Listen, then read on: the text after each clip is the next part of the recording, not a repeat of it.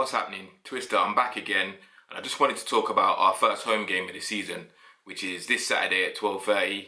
We host Burnley. Typically, last two fixtures, both home and away, we got the 3 points against Burnley, but by no means can we take them for granted. And there's some key things that we're going to need to do in the game. But I just thought let's have a chat about it, and we'll go through it. I'm also going to go through my who I'd like to see in the starting 11. Because I'm aware that a couple of players have picked up some injuries, so we'll see what's happening. Now look, Burnley, they're a physical side, right? They're not going to try and play us off the park because they don't have the players for that. No disrespect to Burnley. They're not going to try and come down the middle and play a little intricate football and try and pick us apart that way and get their goals that way. They're literally going to be doing the longest balls, down the flanks, cross in. So the centre-backs, they've got a job on. But the right and left back, they realistically stop the cross. Whatever's happening, if Goodmanson and let's say McNeil, if that's what they go with, are able to keep whipping balls into Barnes, and we don't deal with that, we could be in trouble. Like, Burnley are not stupid. They'll have looked at our defensive record, they'll have looked at our defensive frailties, and there'll be a game plan for that. Because, like I just said, they are not going to try and play us off the park. It's going to be Route 1 direct football for them. So we need to be stopping the cross. So Maitland-Niles, who I suspect will start at right back, and Monreal down left back, I've got a job on, stop the cross. And that just cuts out all issues. But if they can't stop the cross and they're getting crosses in, because let's be honest, they're going to get a through few, then our centre-back pairing, whether that is David Luiz and Socrates and Chambers and David Luiz, whoever it is, it needs to be no nonsense defending with that, because Burnley will get quite scrappy. And again, I don't mean this as any disrespect, but Barnes knows what to do to get a goal. Ashley Barnes is not new to this. He knows what to do. He's a very physical striker. And ideally, we want to have a first game at home where we don't concede a goal. We put a convincing performance in and we get the 3 points. Now, it's only game week 2.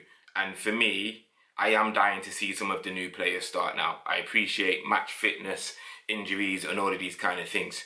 But based on what's happening, I think Emery will go down this kind of road. I think Big Leno will stay in goal. We'll have Monreal at left back. He's probably going to go David Luiz and Socrates and Maitland-Niles at right back. Now, to be clear, I'd probably go David Luiz and Chambers if it was my decision. I actually think that Chambers had a good performance against Newcastle, and I said that in my last video, if you check that out. Solid, did the day job, didn't try and do anything that he's not comfortable doing. Ball came his way, intervened, cleared, played that out from the back, so it wasn't just all scrappy. He could pick a pass out and play out from the back. I think he did a good job against Newcastle.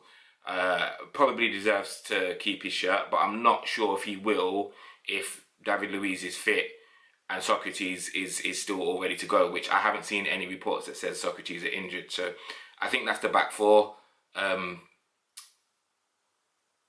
Basing this on a 4-3-3 formation,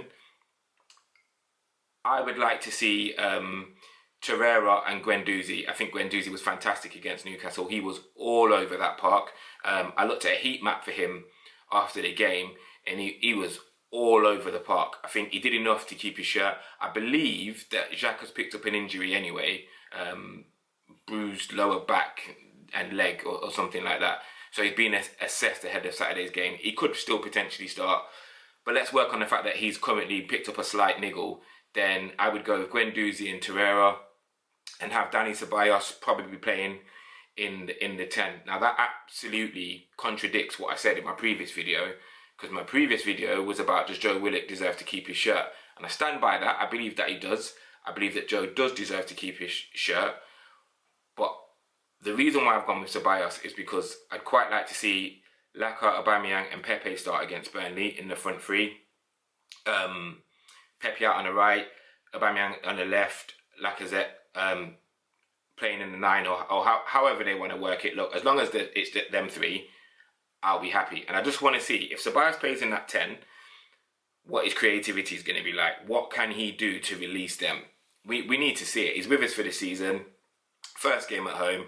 Let's see it. There's still concerns over Ozil. So although Ozil and Kolasinac are back in training, I don't know if they're going to make it to the game on Saturday or what's going to happen there. And just on that subject, I think that's really frustrating. Some of the comments that I've read about the fact that these guys make millions of pounds and they should be able to afford security and all that. That's not the conversation here.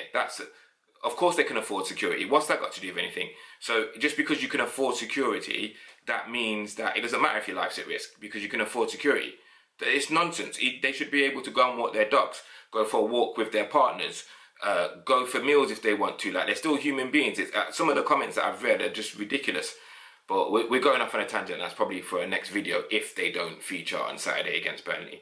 But yeah, 4-3-3, Leno in goal, Monreal at left back, Socrates and David Luiz centre back pairing, Maitland-Niles keep his shirt at right back, Torreira and Guendouzi playing a 2, with Ceballos playing in a 10, and then hopefully we see Lacazette, Aubameyang and Pepe get to work and see what they can do against this Burnley side.